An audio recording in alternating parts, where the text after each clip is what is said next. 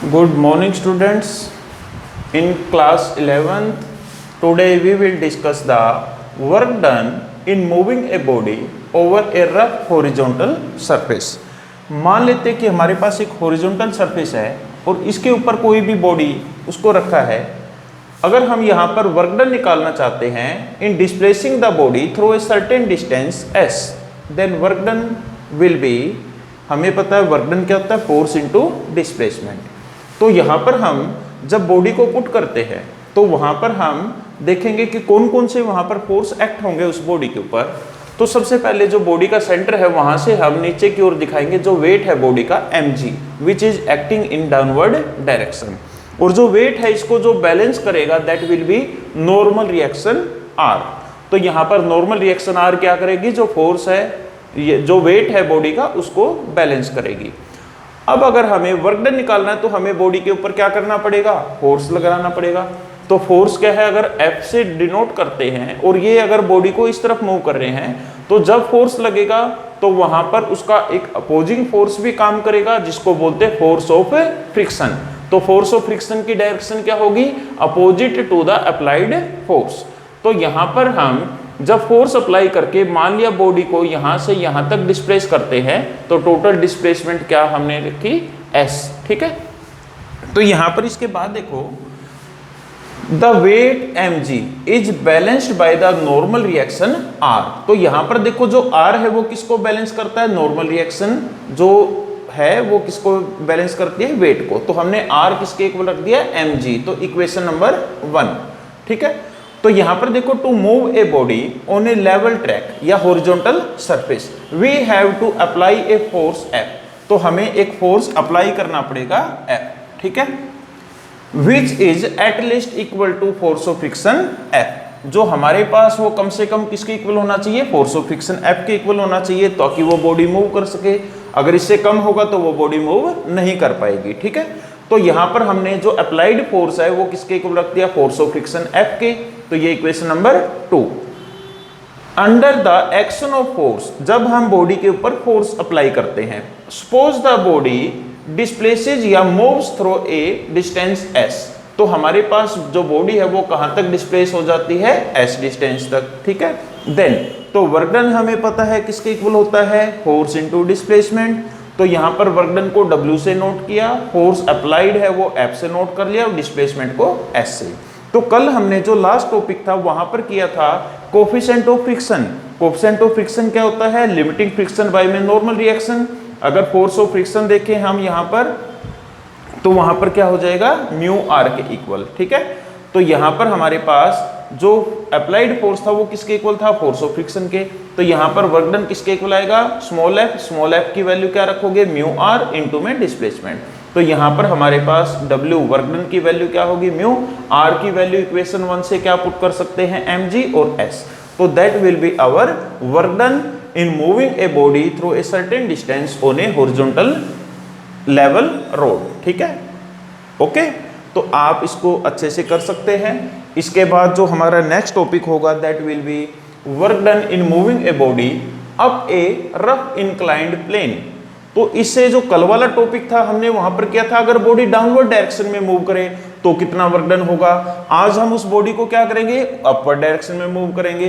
तो यहां पर देखो जो हमारे पास एक हॉरिजॉन्टल सरफेस OX कंसीडर किया, यहां पर angle of inclination theta consider कर लिया। तो यहां पर अगर हम किसी बॉडी को रखते हैं, मान लिया हमने एक वुडन ब्लॉक को पुट किया वहां पर, तो उसका जो वेट है it will always acting in the downward direction. तो यहाँ पर जो वेट है हमेशा एक वेक्टर क्वांटिटी होती है और हमेशा नीचे की ओर लगता है। ठीक है, तो वेट mg से नोट किया और ये जो सरफेस है उसके परपेंडिकुलर क्या होगी, नॉर्मल रिएक्शन r। अगर हमारा एंगल ऑफ स्लाइडिंग या एंगल ऑफ रिपोज क्या है, थीटा।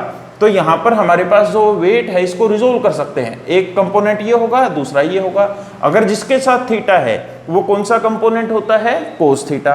तो यहाँ पर हमने वेट को रिजोल्व किया तो ये mg कोस थीटा होगा और इसके परपेंडिकुलर क्या होगा, mg साइन थीटा।